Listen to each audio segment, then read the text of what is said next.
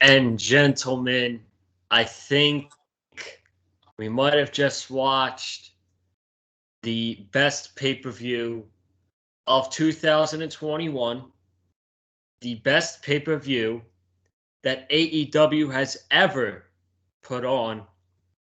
And I think for my case, you can disagree with me all you want. I don't really care. It's just my opinion.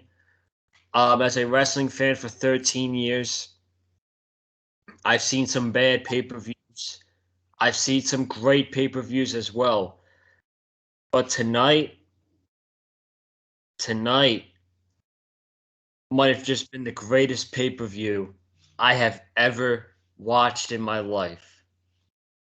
I don't even have the words, dude. I don't even have words to bring myself to how I feel after tonight. All I could really say is this is probably the most excited I have ever been as a pro wrestling fan, and it's really not even that close. Like, I cannot remember a time that I was this excited to be a fan. And just like the night that CM Punk debuted, this will be a night that I never forget. This was truly an unbelievable night. I know we're going to get into the matches, but we saw, okay, we got four surprises tonight. And I mean, bro, we got Minoru Suzuki, Ruby Soho, Adam Cole, baby, and Bryan Danielson to cap it all off. Oh my god, I can't wrap my head around it. I don't know what to say. I'm just so happy right now, man. Legit, before I came on here, um I was in legit tears, man. I was literally in legit tears because this is the best time to be a wrestling fan. AEW, listen, man, after tonight, I think I'm with AEW all the way. You know, WWE, futured endeavored, and I'm gonna get to um, kind of taking a break from WWE content on the channel in the near future. I'll get to that tomorrow night. But man, what a night, dude! What an incredible night, dude. Absolutely, man. I mean, I'm left speechless. I really don't know what I can really say. Um, but you cannot sit here and tell me that WWE is still number one after tonight, man. You cannot sit there and tell me that AEW is not the number one promotion right now in the entire world, man. I mean, we had four surprises, like you said, four surprises that came in the form of Minoru Suzuki, Ruby Soho, Bryan Danielson, and Adam Cole, baby. I mean, I don't think you can get any better than. On top of that, you had CM Punk just show up, and CM Punk, who's been out wrestling for 7 years, wrestled tonight, and what was a fantastic match. And we'll get into that as we get into the review. But man, just what an incredible night. This was definitely one of the greatest pay-per-views I've ever watched in my entire life. Definitely AEW's best pay-per-view to date, and the best pay-per-view of 2021. I don't think anything.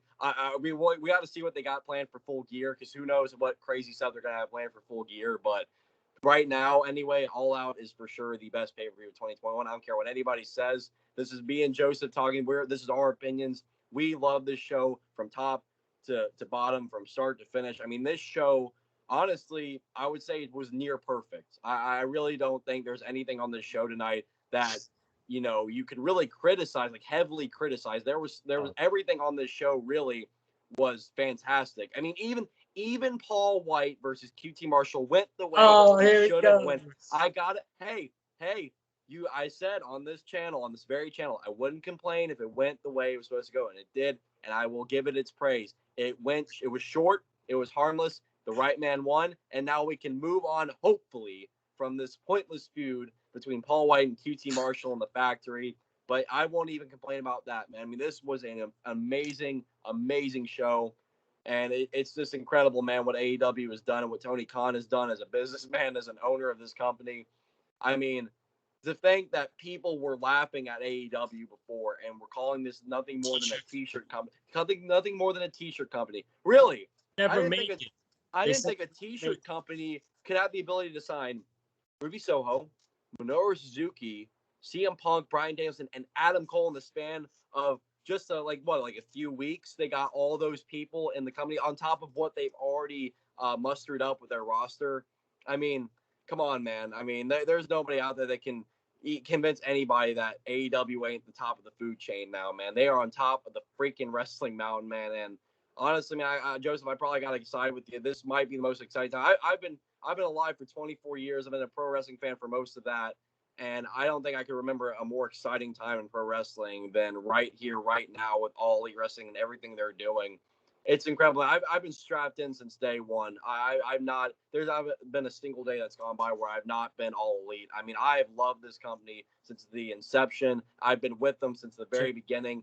And I've had my criticisms along the way, man, but AEW welcomes that. They welcome the criticism just as long as you're not one of those hate watchers like CM Punk called out the other night on Rampage, which I loved. I love that little clip, man. And CM Punk speaking the facts just like we do right here on the channel, man. I cannot wait to discuss this amazing, amazing show. AEW All Out 2021, the best pay-per-view of the entire year.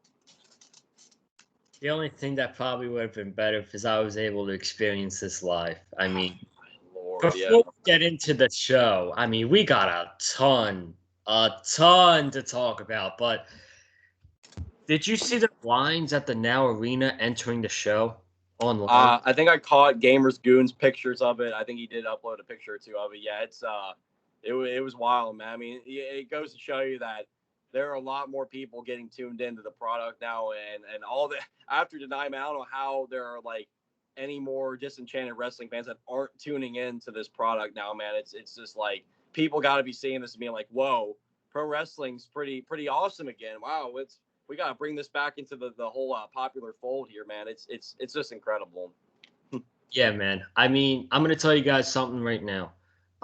As you guys know, I was at this year's WrestleMania, and that line was not. That line took like 3 minutes to get in, and I bet that line was not as big as the line at All Out. I mean, that is ridiculous, man, and it just goes to show you how over AEW really is. You know, it's truly amazing.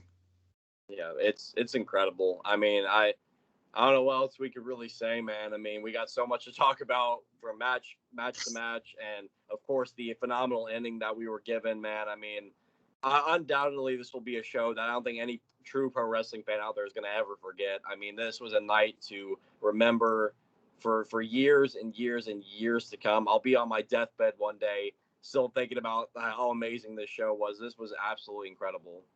Yeah, man, me too. I'm gonna be right there with you. So, we're gonna get right into the show here. We got a lot to talk about. Do you care if we skip the buy-in match? That's fine. That's whatever. Yeah, we don't have to talk about that, but we're gonna talk about the main card, which opened up with the TNT Championship on the line. Eddie Kingston versus Miro. This was a really good opening match. Eddie Kingston is over as hell, man. He was so over that I was kind of pushing for him to win that title, to win that TNT title, but we had some controversy. First off, the match was really hard hitting. Probably the most hard hitting match of the night. Miro's left side of his chest was bruised up. So Eddie Kingston's chops were stiff. They were really stiff on Miro, but the ending of the match, this is a really good match, by the way. Like I said, Eddie Kingston was going for the neck. He did hit that back fist into the DDT, but Miro kicked out. That was a close near fall, man. The crowd pop. I'm like, oh man, that was really close. But so what happens is the turnbuckle's off. Miro goes to slam Eddie Kingston. Eddie Kingston goes to slam Miro on it. Bryce Rensburg protects Miro from the turnbuckle, saying you can't do that and stuff. So Miro takes this opportunity, low blows Eddie Kingston. He gives him a low blow and then a super kick, and he pins Eddie Kingston 1, 2, 3 to retain the TNT Championship. So this was a really good match. Miro got heat. He had to cheat for the first time ever as TNT champion. Miro had to cheat, and I think this was probably by far Miro's best match as the TNT champion. I wouldn't say his best match in AEW. His best match in AEW was probably against Darby Allen the night he won that TNT championship. But this was definitely his best defense. And with the ending of this match, we got a huge show coming up. I know we just had the first dance all out. We got another huge show coming out at Arthur Ashe Stadium on September 22nd. It never ends, folks. It never ends. But I see a rematch on that show on the 22nd for the TNT Championship with Eddie Kingston and Miro. What about you? Yeah, I can definitely see that. With the way things ended with this match tonight, I can definitely see them doing a rematch in Eddie Kingston's hometown of New York. And I definitely don't mind that match happening again. This was a great, great opening match. It got the crowd red hot. And like you said, man, Eddie Kingston's super over. You love to see it. I mean, Eddie Kingston is just such a made man in AEW. We say that about a lot of people in AEW, but Eddie Kingston is one of those guys in the company that is just so incredibly over. And of course, Miro has been just nothing but phenomenal in this role as God's favorite champion, man. I just love it. I adore it so much. And I love how hard hitting this was. I feel like this is the type of match you knew going in. This was going to be very, very hard hitting. These guys weren't going to take it easy on each other. They were just going to come in, kick the living crap out of each other. And that's exactly what they did.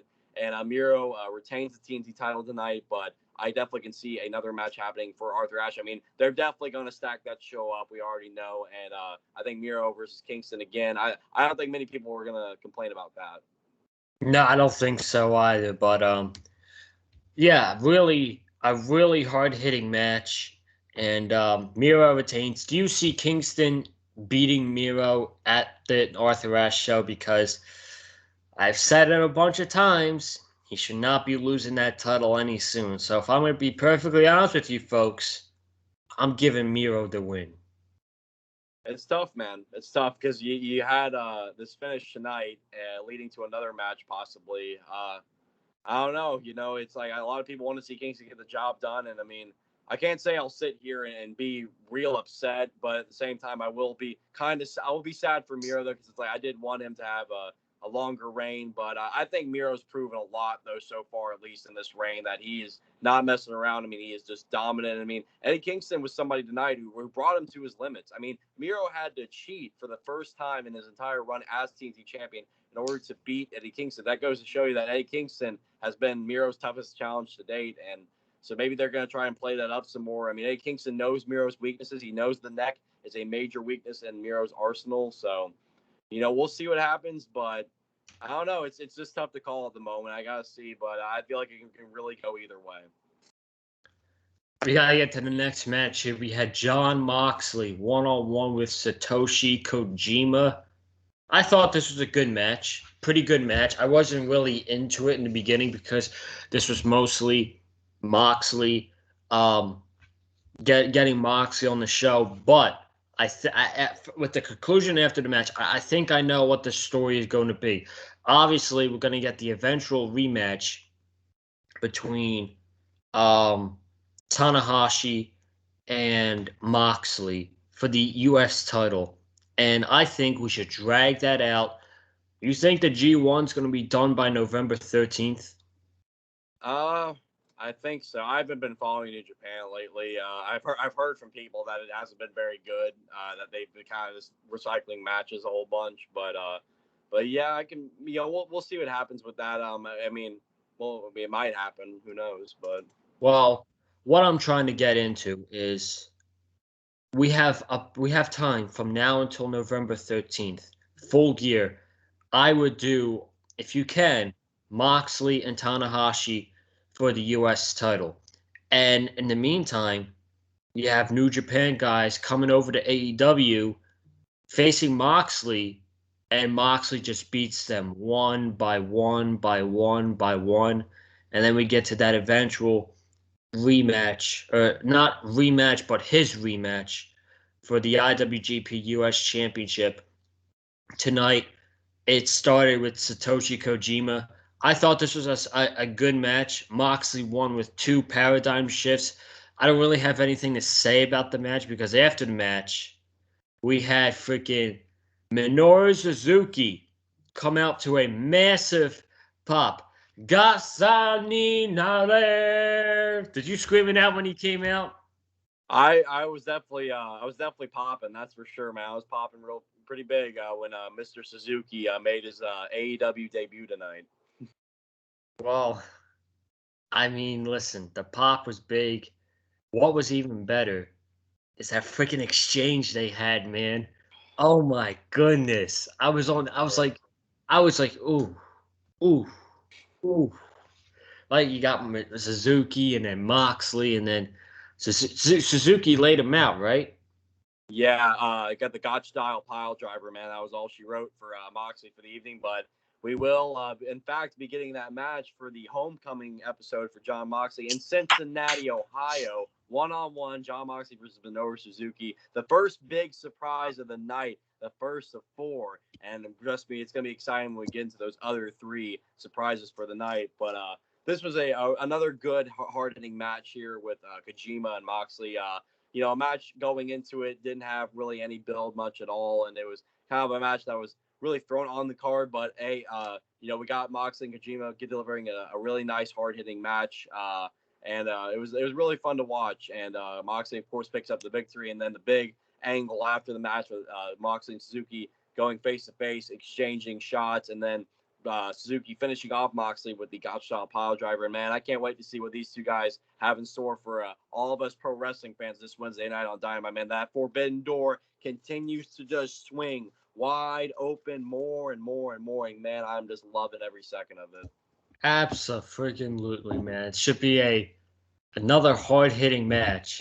And some of the names that I think should come over. I was thinking about this, and I was thinking to myself, Moxley has history with a man who gave him his first loss in New Japan. What if TK can get a private jet for Yano to come to the States to wrestle John Moxley on Dynamite? I would pop huge to see that match. That's a big match. I feel like. Yeah, definitely be quite a shock. I couldn't put it past AEW to do something like that. Bring up the fact that Yano did in fact pin Moxley. He was the first man to do it, and so we could see that happen in the future. I mean that nothing's impossible with this forbidden door, man. Anybody can show up. Oh, you're telling me, as we saw. I mean, you're telling me anybody can show up. Literally, just look and see what happened at the end of the show. Um, so that was cool. Minoru Suzuki came out. We're gonna get that match Wednesday night on Dynamite, live from Cincinnati, Ohio. We got into. Good lord, what was the next match after this? What was third? Britt Baker. Britt Baker, Chris Statler. Yes. I was about to say, yeah, it just hit me. My God, so much happened. Much happened, man. I get it. It's hard to keep up with such an amazing show, man. It was from top to bottom, start to end, amazing stuff. These 2 ladies had a great match tonight. Yes. They really did. I thought this was Chris Statlander's best showing in AEW so far, even though she lost. And you got to notice, she did not tap out to the lockjaw. She passed out, so they protected her. So that's good on Tony Khan and all of them. But they had a great match. I really feel like they brought it tonight. Orange Cassidy on the outside, man. That was something. I've never seen that from him before. Yeah, man, I don't know what woke up. I don't know. Somebody must have put something in his coffee or something. Whatever he drinks. Some of us, or his orange juice, of course. So I mean, what else would he drink? Orange juice, of course. Someone must have slipped something in, man, to give him that extra little boost tonight because he was on fire. And we're not doing a gig here, people. This is Orange Cassidy. If you didn't watch All Out tonight, this man really brought that fire tonight to motivate Chris Statler to get back in that ring and finish the job against Britt Baker. But Unfortunately, Chris Statlander did not get the job done, as Britt Baker is still your AEW Women's Champion. Dude, he was smacking the mat. He kept giving pep talks. You know, yeah, man, he must have had too many drinks after he won on the buy-in. So I think it's rare we'll see a side of orange that often with that little appearance he made tonight and that little episode he had. But this was great, man. Definitely Statlander's best match. I think honestly this is probably Baker's best pay-per-view match up to this point. I mean, these two women really gave it their all. It was great from start to finish, and the big thing that popped me, man, was Britt Baker breaking out the old not the Panama Sunrise, no, the Pittsburgh Sunrise, the Pittsburgh Sunrise, Pittsburgh Sunrise, whatever you want to call it. It's straight out of Pittsburgh, not out of Panama City, Florida, straight out of Pittsburgh, courtesy of Britt Baker, DMD. And, man, that popped me huge as it popped the Chicago crowd tonight live there. And, yeah, great match, great women's title match. And then, of course, Britt Baker retains. And now we know who Britt Baker's next opponent is, and we will get into that in just a few short moments. Yep, we will shortly get into that indeed, but Britt Baker did retain the women's championship. We know where she's going, but Chris Statlander, she's going to be a women's champion in one day. No doubt in my mind. No doubt in my mind whatsoever. I feel like if I talk about this next match move by move, I feel like I feel like I couldn't keep up. Oh, yes. Oh, I know what's coming. Next up, folks, I'm saying here right now, and you can disagree with me, you can agree with me, whatever. This is my opinion. Lucha Brothers, Young Bucks, inside of a steel cage for the AEW World Tag Team Championships. Best tag team match of 2021, and I will go as far as to say it was the best wrestling match of 2021. I don't care if you agree or if you disagree. If you agree, great. If you disagree, whatever. This is my opinion.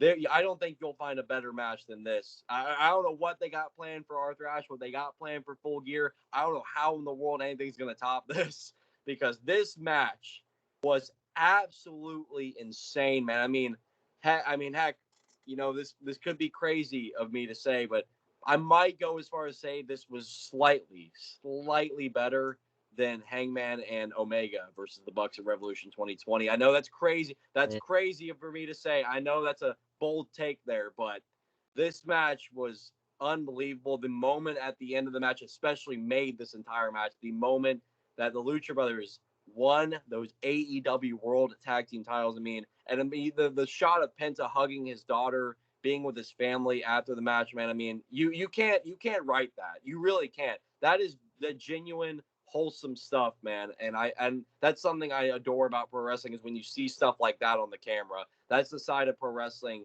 that I really do love, is that genuine just love and the embracing with family and friends. It's amazing, man. You can't truly book that. That's just in the moment, and it's amazing to watch. But it was a bold take of me to say it was maybe slightly better than Revolution 2020 with a match with Hangman and Omega versus the Bucks. And hey, I still rank that match super high. Don't get me wrong. I love that match. The storytelling and the whole story between all four of those men. I mean, especially, but this was absolutely incredible. Again, Joseph, I don't know how we can go over this match move by move. I mean, you just gotta go back and watch it if you didn't watch this live tonight. This was unfreaking believable, man. I mean, the stuff they pulled off in this match was unreal. I will say this before I talk anything about the match. Shout out to Mikey Ruckus, bro. You are incredible. That entrance tonight, man. That was pretty fucking lit, man. I gotta say that. I mean, and then the Lucha Bros came out with the whole Mohawk masks and all that stuff. Freaking Alex too. Alex was red. All red everything. And then I would take one further. Was this the best match of the night? Absolutely. I feel like it absolutely was. Was this the best tag team match of the year? Absolutely. Was this the best match of the year? Of course. But I'm going to take one further. Um, I've seen a lot of steel cage matches in my life. I really have. Um, Sometimes I get tired of them. Sometimes they could be really fun, like this one. Um, Tonight, this match was the greatest steel cage match I've ever seen in my life. And you can disagree with that all you want, but it's my opinion. Tonight was the greatest steel cage match I have ever seen. So basically, in the beginning, we got the simple Lucha Bros Young Bucks stuff. It's hard to talk. It's hard to talk about move by move. We just got to get into the main stuff.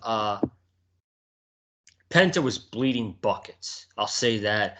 Was Phoenix bleeding as well?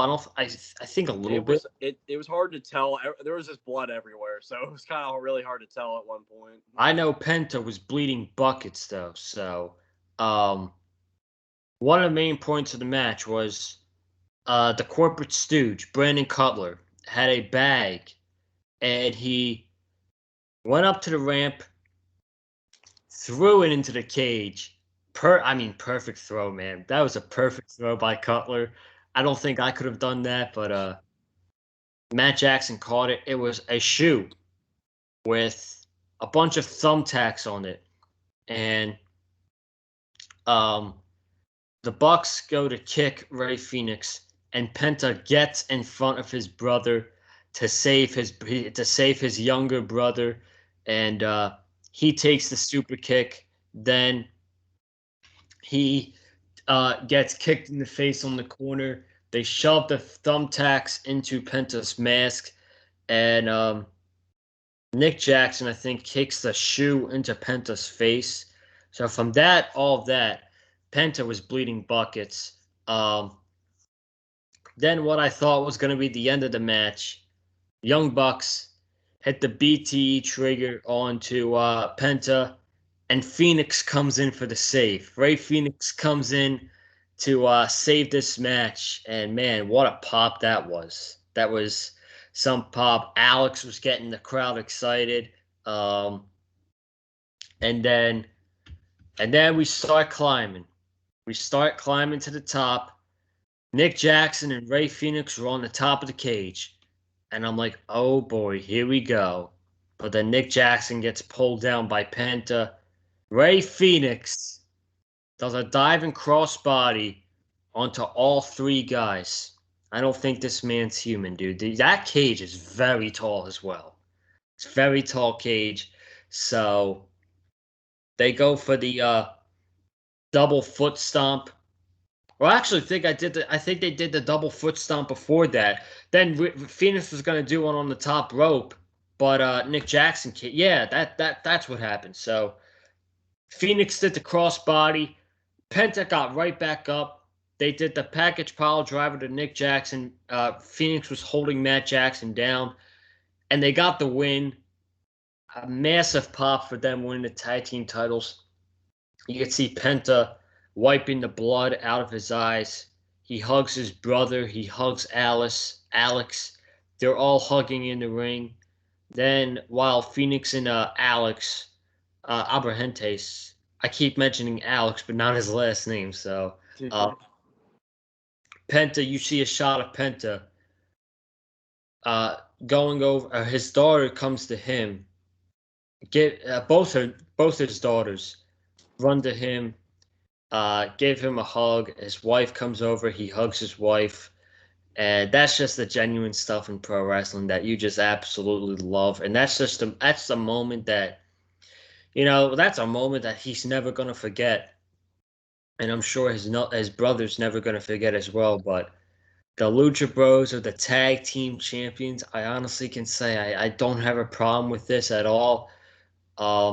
I don't know if they're going to be transitional champions, though, because we got that Arthur Ashe show coming up, like we said, and Santana and Ortiz are a very, very hot tag team right now, man. So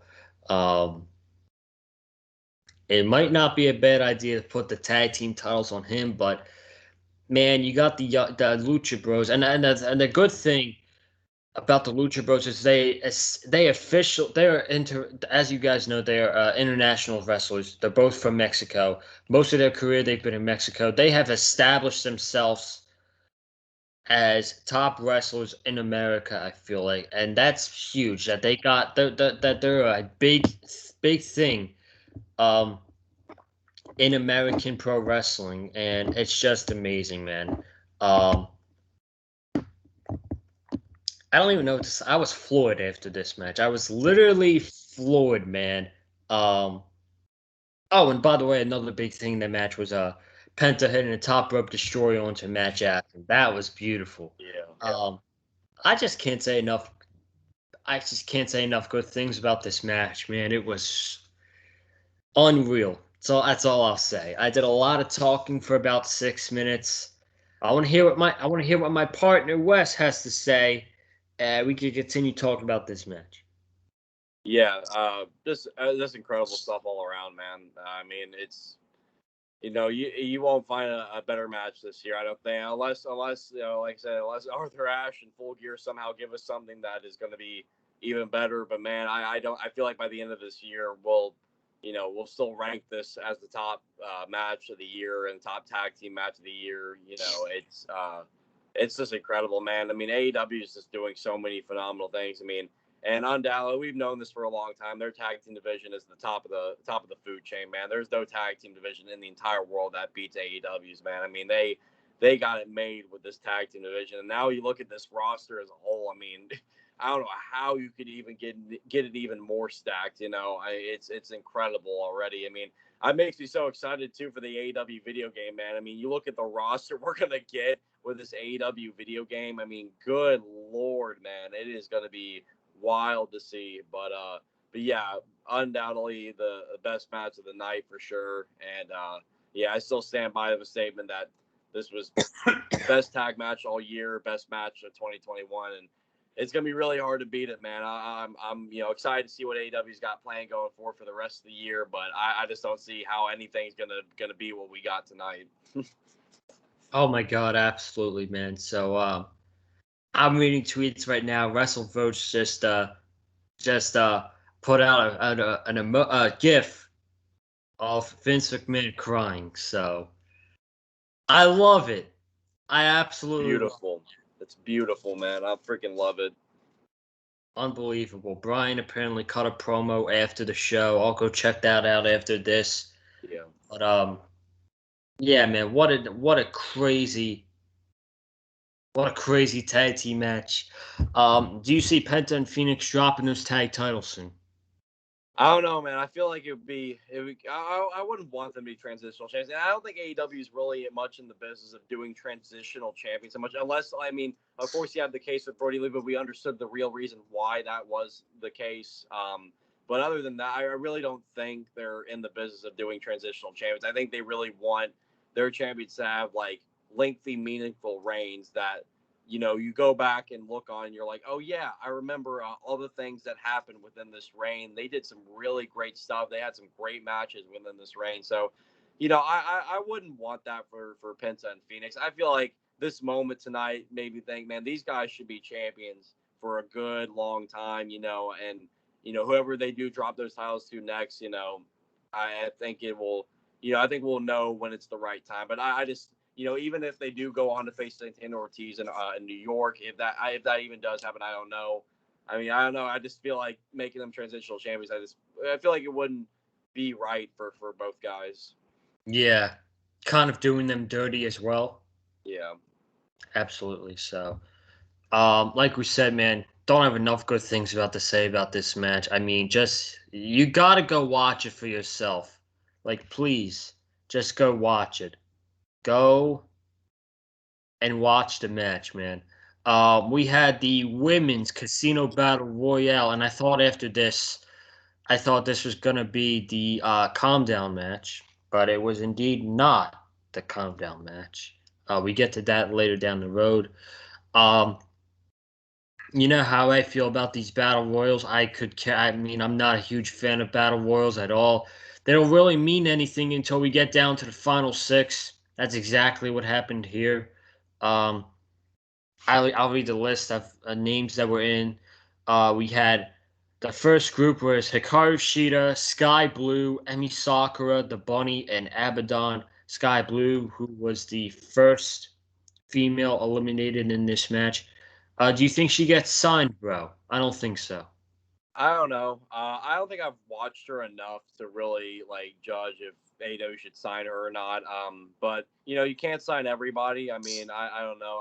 I just feel like she, you know, hasn't really been shown as much to really decide that. You know, kind of like with Fuego del Sol, we saw enough of him to where like, yes, please sign this man. And then like even Kylan King was in this thing. I was very happy to see that because I think Kylan King's been really working her ass off for a long time on Dark and Elevation. She's been been in a lot of matches ever since the beginning of the pandemic. She's just been constantly on Dark and Elevation, just really trying to get better with her craft. And I think she's done an exceptional job. And so, it's again, you can't sign everybody. It's only when the company and when Tony Khan feels like, hey, this person should be on our roster. With Fuego, it was like he got so organically over, and he still is very organically over to where I feel like AEW just had to sign him. It's like you can't just pass on Fuego, man. It was like it was that kind of situation with that. But again, they can't sign everybody. I wouldn't really say they would go ahead and sign Sky Blue at this moment. Yeah, I agree. I think we gotta see more of her first. Give her, and I mean, if you want to keep her around, that's fine. That's totally okay. Give her some time on Dark, give her some time on Elevation, see how she does, and if it plays out good, if you feel like she's gonna be a good asset in your women's division, you know what? Fuck it, sign her. But right now, I agree. Right now is not the time, but we'll see what happens. The next group. Anna Jay, Kiera Hogan, Kylan King, Diamante, Nyla Rose. Then we had Thunder Rosa, Penelope Ford, Riho, Jamie Hayter, Big Swole. Then the final group before the Joker, Ty Conti, Red Velvet, Layla Hirsch, Jade Cargill, and Rebel. What a complete waste. She was in there for about 40 seconds. So um, they took out Julia Hart, but they didn't take out Rebel. I mean, what are we doing here? Yeah, I don't really understand. I think I might have heard. I know Julia Hart was taken out by Nyla Rose and Jade Cargill, but I think she might have had a legit injury or something. I don't know if it was legit or not, but I feel like I heard from somewhere that it was legit. That's why she was taken out. But yeah, I mean, Rebel was a pretty big waste of the spot in the Battle Royal. But I mean, it was just kind of your ordinary battle royal. So I mean, there's not really much you could really expect from it other than what you're usually used to with these matches. And then the Joker, Ruby Soho. She got a big pop, man. She's Mm-hmm. over. Yep. She's over.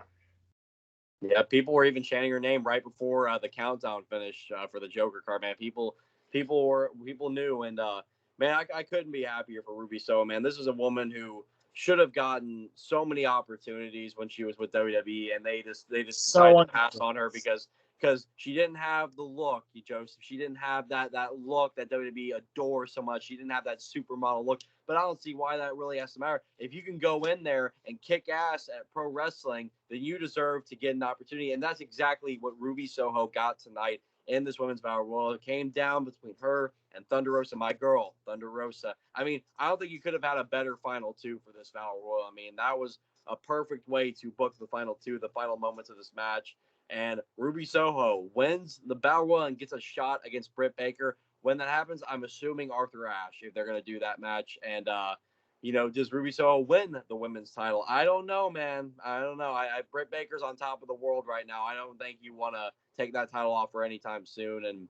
But I kind of thought for a second Thunder Rosa might win this match because I didn't know if they were really gonna pull the trigger fully on Ruby Soho just yet on a women's title shot. But regardless, man, I'm very happy with the result. I'm very happy for Ruby, and she deserves this. She deserved this moment. She deserved that pop from the Chicago crowd, and she deserves to be somewhere where she'll actually be appreciated and somewhere where a company that actually recognizes her talents. I mean, why else do you think they brought her in, man? They know how great of an asset she is to AEW's women's division, man, and now I'm very happy to see the women's division grow more and more.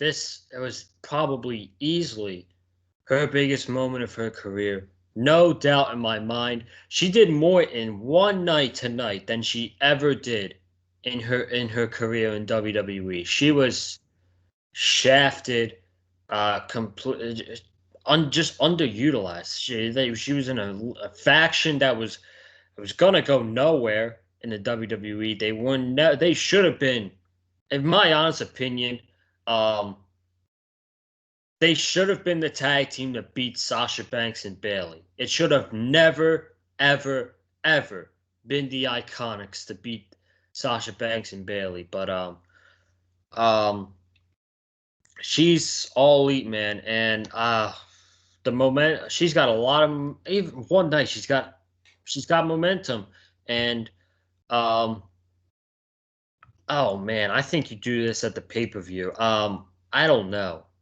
I don't know. I don't know when this match can happen. I thought that someone like Anna Jay was going to win because you could do that match on TV. It's another big baby face for Britt Baker to beat. They can have a great match, and you move on.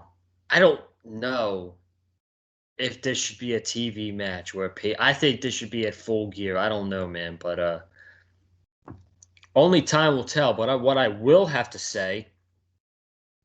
What I will say is I need to see a one-on-one match between Thunder Rosa and Ruby Soho somewhere down the line. And I know Tony Khan is going to do that match. And that match would be freaking awesome, man. It really would. Yeah, absolutely. Yeah, I'm sure Tony Khan will give the people what they want because Tony Khan's in the business of giving professional wrestling fans the product that they desire. And I definitely can see Thunder Rosa and Ruby Soho having a one-on-one match in the near future.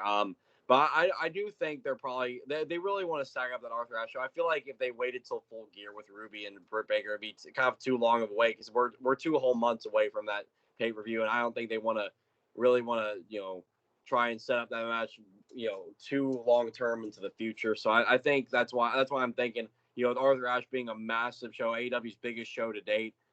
For Dynamite, I think they're probably going to want to stack it up as much as they can. So I that's where I see Ruby and Britt Baker being placed. Oh, absolutely. So we'll see what happens. We got to move on to the next match, though. We had MJF one-on-one against Chris Jericho. Man, if I guess I'm gonna take my I guess I'm gonna take my my shot now. I got one shot. I'm gonna do it now. The one criticism I have on this show was, and it's not really a big criticism, but Chris Jericho's entrance. What was that, man? That was not good. Like I couldn't even sing to his theme song because the guitar was like, yeah, it was like all over the place, man. I couldn't sing to the song.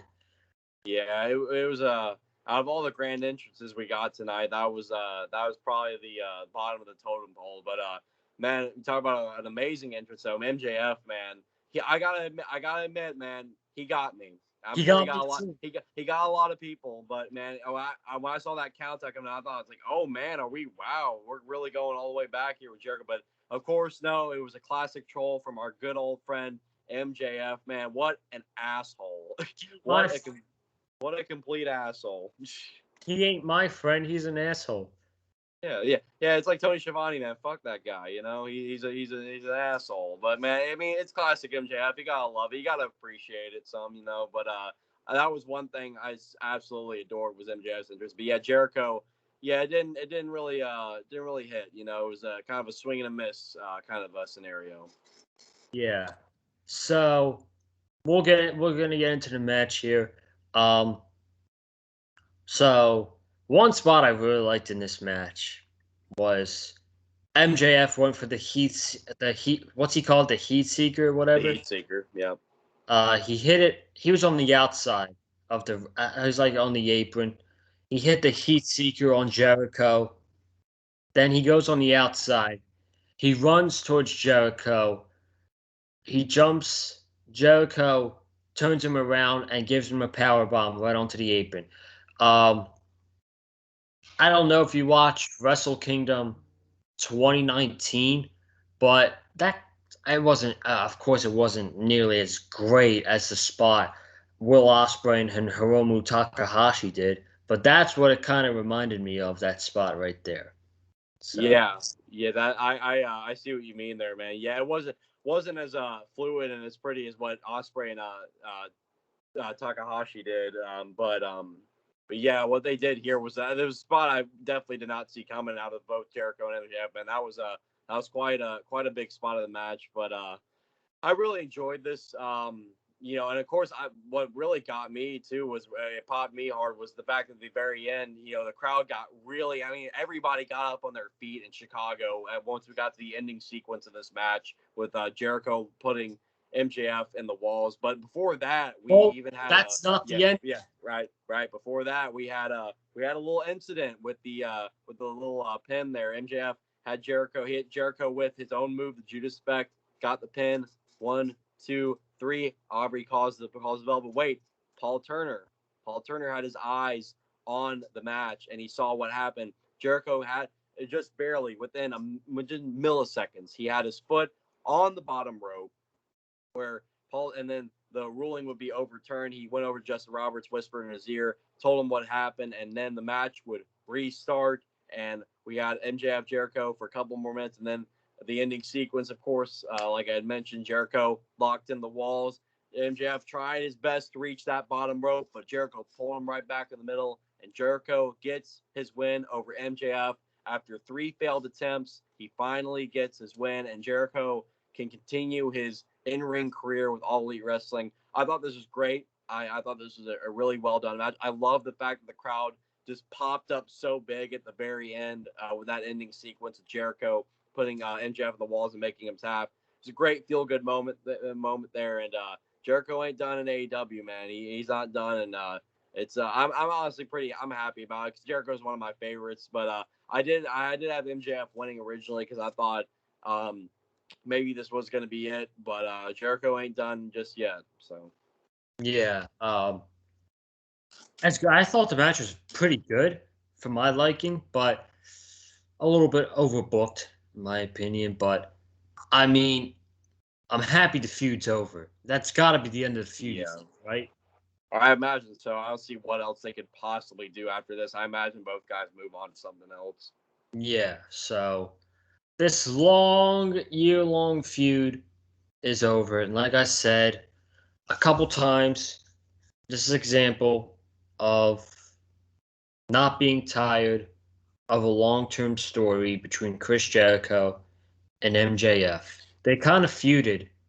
The Dynamite, their feud kind of started the Dynamite after All Out, and it ended at this year at All Out. So, yeah, their year-long feud is basically over. So, both guys will move on, but I'm sure once we do year-end awards here on the Big Fight Field channel, this will be a top candidate for rivalry of the year, no question. Absolutely. But looking at my what do you call it? My mysterious watch here. It's clobbering time, folks. It's what's fun about that? He did the thing, and the crowd was screaming out, "It's clobbering time!" That was awesome. That was amazing. So obviously, the next match was Darby Allen versus CM Punk. 7 years we had to wait for this man to get back. He came back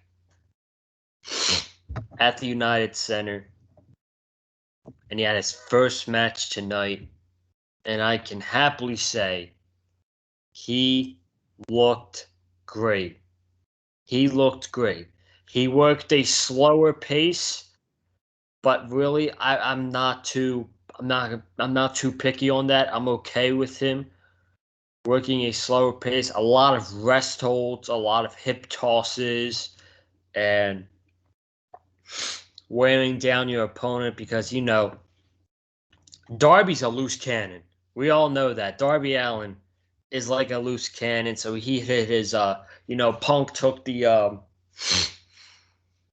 his suicide dive on the outside. I mean, freaking incredible. He took a code red. He took a whole lot of other stuff. This match, I thought was a great match. CM Punk won. Darby Allen sold the shit out of CM Punk's stuff, and he made Punk look great. And even the GTS, I loved the way Darby sold the GTS at the end, and Punk wins 1, 2, 3. And folks, CM Punk loses nothing. CM Punk loses, not C. I'm sorry, Darby Allen loses zilch from any of this. He actually benefits from this match against CM Punk, and it really does solidify him as a main event guy. Darby Allen is in the main event, dude. It's quite beautiful how AEW has built up a big star in their company like Darby Allen in a span of 2 years. So I thought this was a great match, and I sure know you got a lot to say about this one. Yeah, awesome match. CM Punk did not disappoint whatsoever in his first match back in 7 years. It's not an easy thing, I'm sure, for a pro wrestler to be out of the game for that many years and come back and have as great as a match, as he had tonight with Darby Allen. And yeah, I mean, this went the way it really should have gone. I mean, it was just it was a very fun, very action packed match, and CM Punk picks up the victory as expected. But like you said, Joseph, Darby Allen loses absolutely nothing, man. Darby Allen is a made man. He is a top guy in this industry. And I cannot wait to see the other matches CM Punk has with all the other talent in AEW, man, especially with the new additions to the roster and stuff, man. I mean, there were so many people to choose from, but CM Punk looked really, really good. I mean, you could tell he was feeding off the energy of his hometown crowd in Chicago. And it's just, man, it still feels so surreal to me that we're watching CM Punk wrestle in 2021. It's still, I don't think it's ever going to feel like real. It's just when you're watching it, even if he's like in his like 100th match in AEW, man, we're still going to be looking at this like, wow, we're watching CM Punk on our television streams, television screens, I mean, excuse me, in 2021 or whatever year it is. It's just wild to see him back. And, yeah, this did not disappoint me. I'm so happy this went off the way it should have and the way it was being built up as. And it was just a grand success, a huge home run tonight. You know what? Long-term storybooking here by yours truly, Joseph Conlon. I want to see them run it back. I really do. I do think eventually Punk is going to be a heel, right? You think so? I don't see it happen for a long time if that does happen. I don't know, man, but I want to see them do it. I want to see this match again in AEW and long-term storytelling. Whenever Punk wins the World Championship, the man I'd have him drop it to, Darby Allen. That's that's That'd be good. Good yep. stuff. Yeah. So that's long-term storytelling for me, but this was a great match. I'm just so happy he's back. I cannot wait to see what he does. And I'll pitch a dream match that I think could happen at the next pay-per-view. So, and by the way, if you did not listen to the Renee Packowitz oral sessions pod, I listened to it before the pay-per-view today. He said that match on his podcast, so on her podcast. But my man Wes got a new segment on the show. You know what it's called? It's QT time, baby. Well, hey, you're not going to hear any complaints out of me because the match went the way it should have gone, and I'm happy that it did. It was short, harmless. The right man won with Mr. Paul White. And now, hopefully, I'm praying to God this is the end. We can move on from this. I hope we don't get a lot. I would prefer we don't get any more Paul White matches, but I'm sure we're going to get at least another match with him in it. So I can't really say we're not going to get it. But yeah, I really don't get why I I guess with the way they placed in the spot they placed this match, it was a cool down match before we got to the main event with the world title. But this match did not deserve to be on a pay per view. I'm sorry.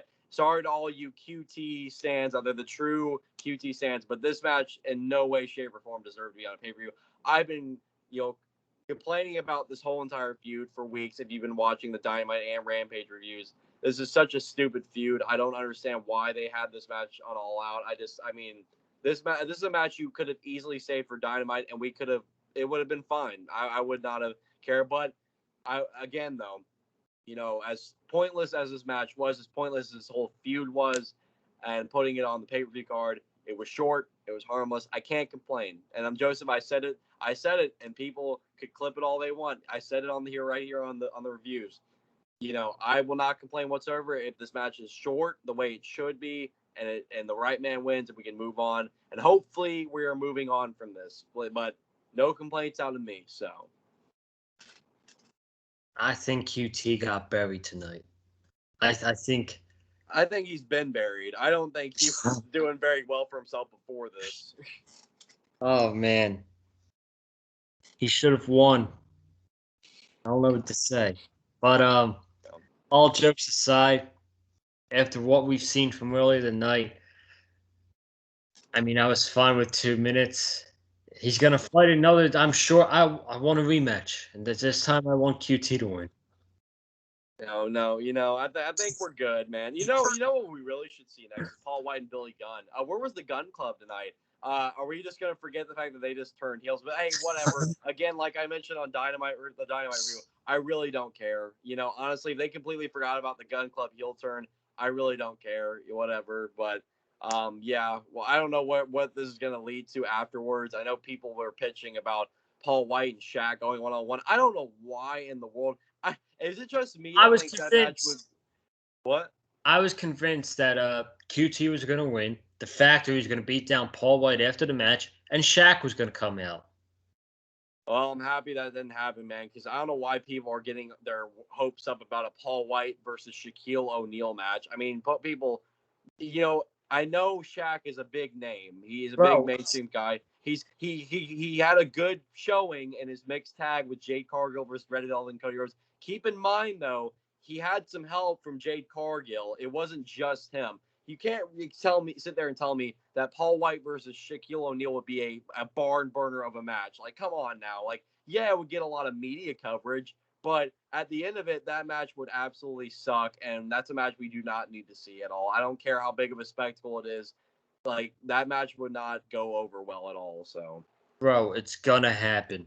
I have a feeling it's gonna happen. It might, but I don't care for it to happen. I wish it wouldn't happen because I don't care how much media coverage it gets. That match would absolutely. If it ended up being good, Shaq did pleasantly surprise me in the mixed tag, and the mixed tag I did end up enjoying, but doesn't mean I was a fan of that match going into when they were doing it. So, it's probably gonna happen, but I just wish it wouldn't. So.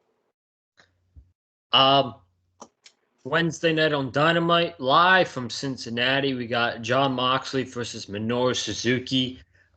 Moxley's homecoming match. I just got a big smile. I can't believe I'm saying that, dude. Getting Jon Moxley versus freaking Minoru Suzuki Wednesday night on Dynamite. Then we got Ruby Soho's making her debut. I think that's what they said, right? Yeah, her first Dynamite appearance. Yeah. They didn't say match or whatever, so we'll see what happens. And then Dustin Rhodes versus Malachi Black. That should be good. Should be a fun episode Wednesday night. The fallout from All Out, and of course, be here to cover it, right? The what? I said we'll be here to cover it, right? Oh, for sure, dude. As we do every single week. Dynamite, Rampage, you name it, All Out. We're here to cover it all, baby, because AEW is the #1 promotion in the world, and do not forget that. Yes, sir.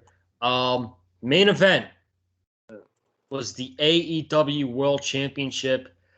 Christian Cage versus Kenny Omega. The match was really good. Way too predictable.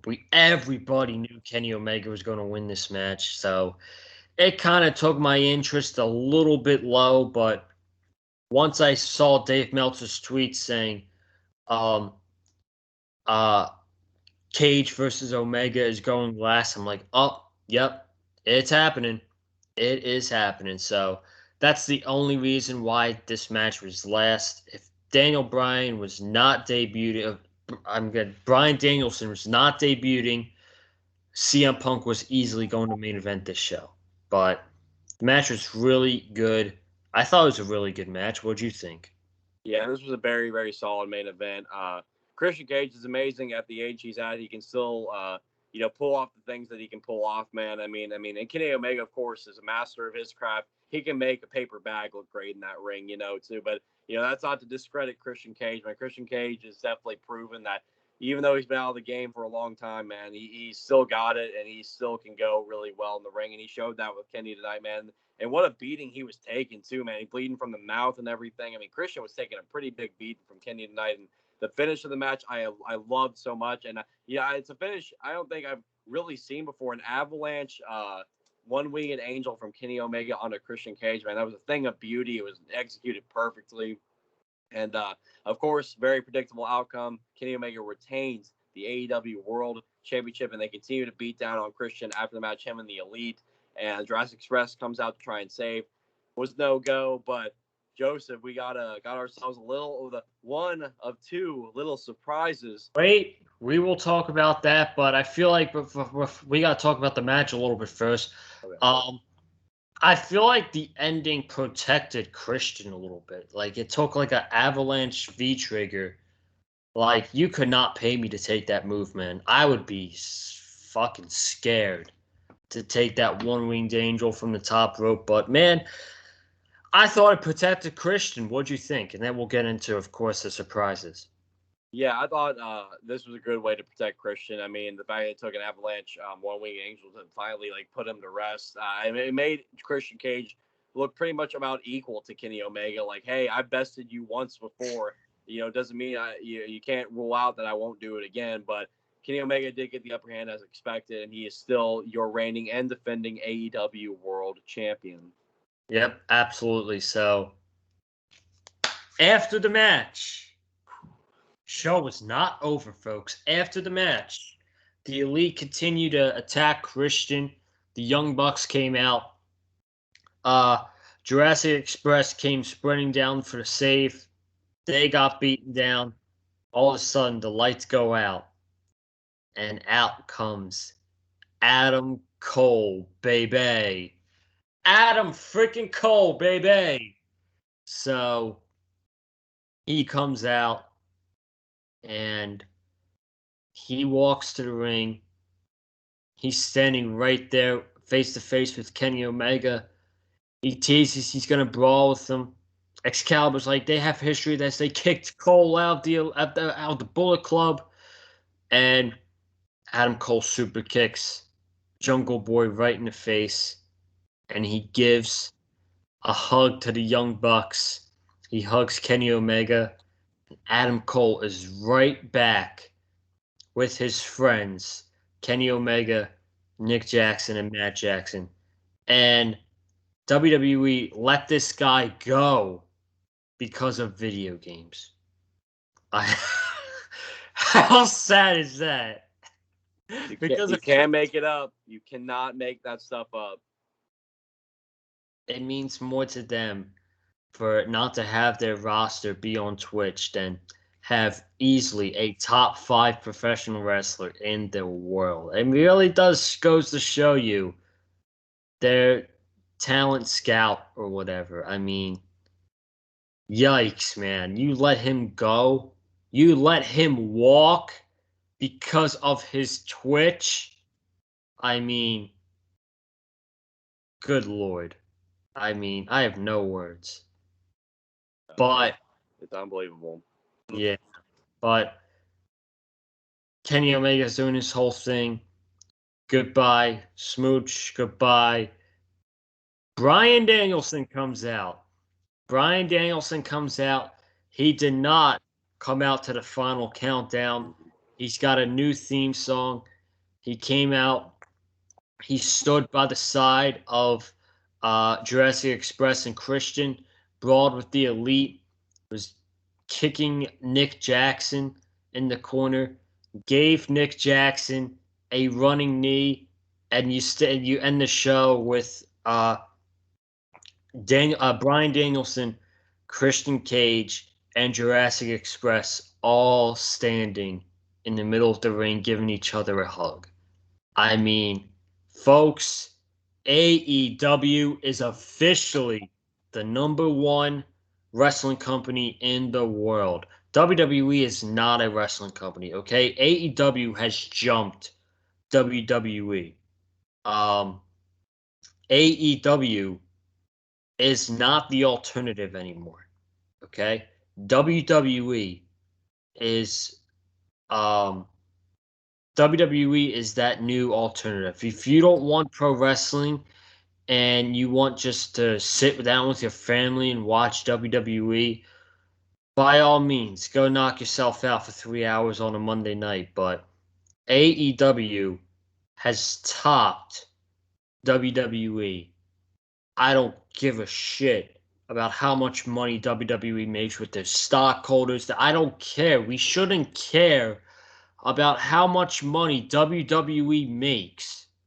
What we care about is the sport professional wrestling, the weekly quality shows, the pay-per-views. That's what we care about. And AEW blows WWE out in the roster. AEW blows WWE out in anticipation. AEW blows WWE out in quality shows. Pretty soon, AEW is going to be beating Monday Night Raw in the ratings. By next year, we will we'll get there next year. I guarantee you, they will be neck and neck with Monday Night Raw, man. I mean, they have jumped to number one in the world of wrestling. Absolutely. And I was even saying that same sentiment even before Cole and Danielson showed up tonight, man. Even when CM Punk showed up, that was the moment I knew AEW has overtaken the wrestling business, and they have taken it by storm. And it's amazing how Punk was the beginning of it. CM Punk, of all freaking people, was the beginning of that all, really. And then Hold on. I'm going to stop you right there. I feel like this started because we've had big signings in past months. I think it started with Andrade. I think Andrade led to Malachi. Malachi led to Punk. Punk led to Ruby. Ruby led to Cole. And Cole led to Danielson. That's my theory. You don't have to agree with it. It doesn't matter, but that's my theory on it.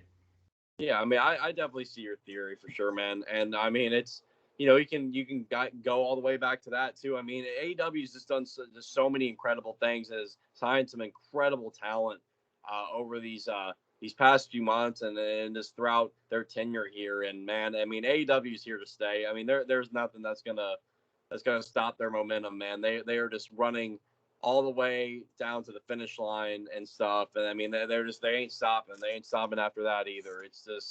It's incredible, man. I mean, you could not have ended this show any better. You cannot sit there and tell me you could how there could have been a better finish than what we got, man. Adam Cole and Bryan Danielson are all elite, and man, seeing that image of the elite going up against Christian Cage, Jurassic Express, and Bryan Danielson, man, it makes me. I immediately thought in my head. I don't know if you did too. I immediately thought maybe you do another Blood and Guts, and maybe you got these two teams doing it, or at least if you're gonna do these factions going up against each other, maybe you set that up for Arthur Ashe, the Elite versus Danielson, Jurassic Express, Christian Cage. We'll have to see, but I definitely, with that image they painted between those two factions right there, I think we definitely get a big time tag team match with these two groups here, and it's gonna be amazing, man. I mean, like we talked about at the beginning of the podcast, this is the best time to be a pro wrestling fan. If you are not already hooked in, tonight should have absolutely hooked you in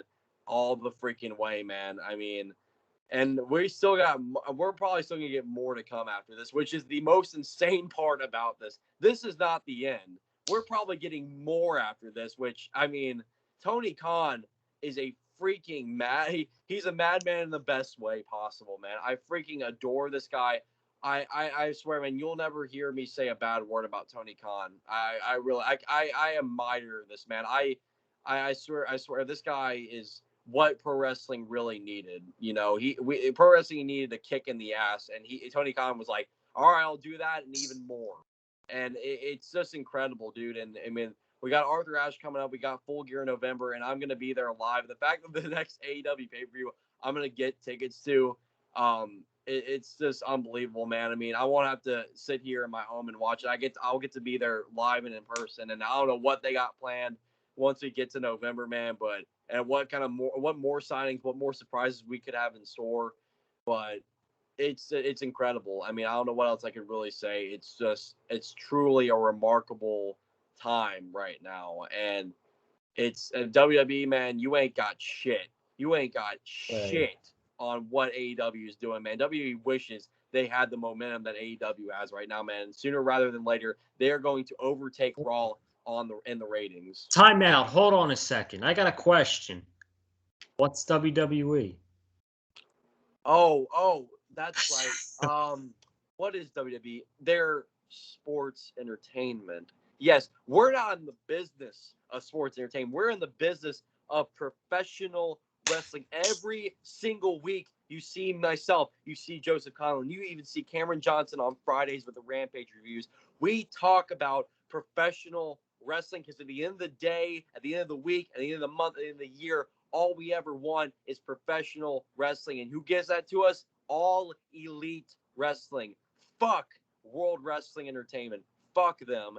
They don't know professional wrestling if it smacked them right in the face. And it's smacking them right in the face, and they still don't give a shit because they're going to keep delivering their stupid sports entertainment while All Elite Wrestling's over here, right now, right here on the podcast, wherever, all around the globe, delivering professional wrestling.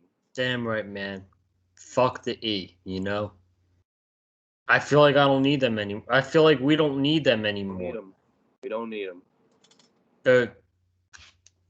Get out of here, you know? Get on out.